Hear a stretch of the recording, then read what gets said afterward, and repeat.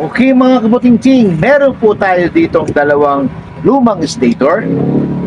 Alin ba dito ang umaandar?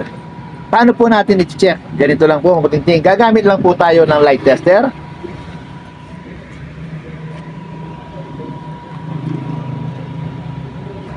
Gagamit lang po tayo ng light tester.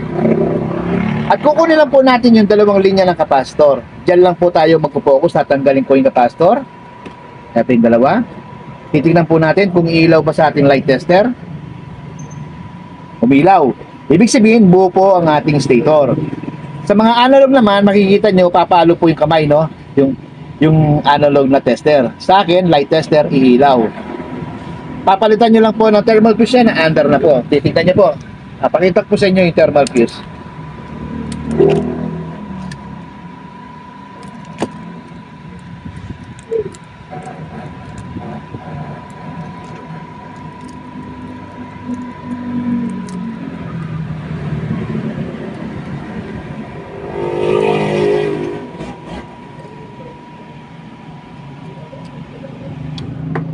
Okay, ito po ang ating thermal fuse.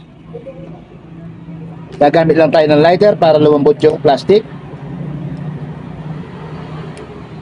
Kasilain. Ganon din sa kabila.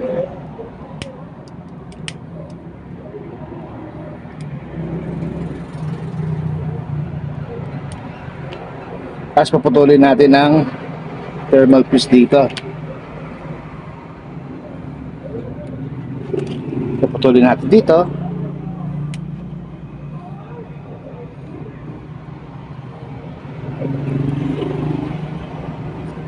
Ayan. Ayan po ang thermal fuse. Ngayon, itetest po natin kung iilaw ba o hindi. Okay. Ito po ang ating thermal fuse. Hindi siya umilaw. Ibig sabihin, busted po ang ating thermal fuse. Okay, dito naman tayo sa kabila. Tatanggalin ko ang kapasitor. Titignan natin yung linya. Linya ng kapasitor. Doon lang po tayo magpo-focus sa dalawang linya ng kapasitor. Hindi po umilaw. Ibig sabihin mo po dingding, hindi po sira ang kanyang thermal fuse. Ang sira po, ito pong winding niya. Putol na po ang winding. Papakita ko sa inyo na hindi po putol ang kanyang thermal fuse.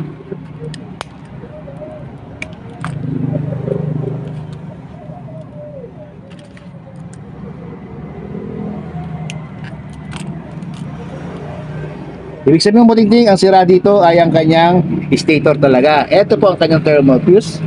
Sirain na natin. Okay. Kukunin na natin mismo ang kanyang thermal fuse.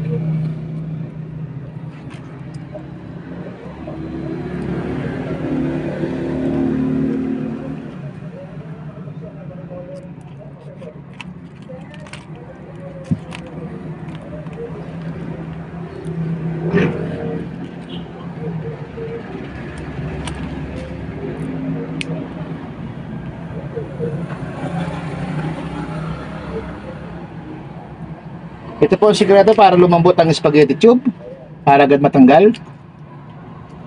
Ayan po ang ating thermal fuse. Kukunin ko na po ang aking light tester. Lalagay ko dito yung isa at lalagay ko dito ang isa.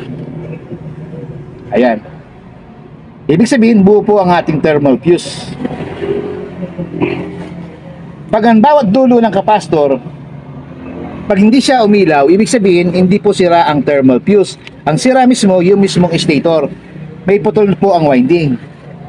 Dapat po umiilaw ang ating yung dalawang dulo ng ating kapasitor para papalitan lang po yung thermal fuse para umandar po uli ang inyong electric fan.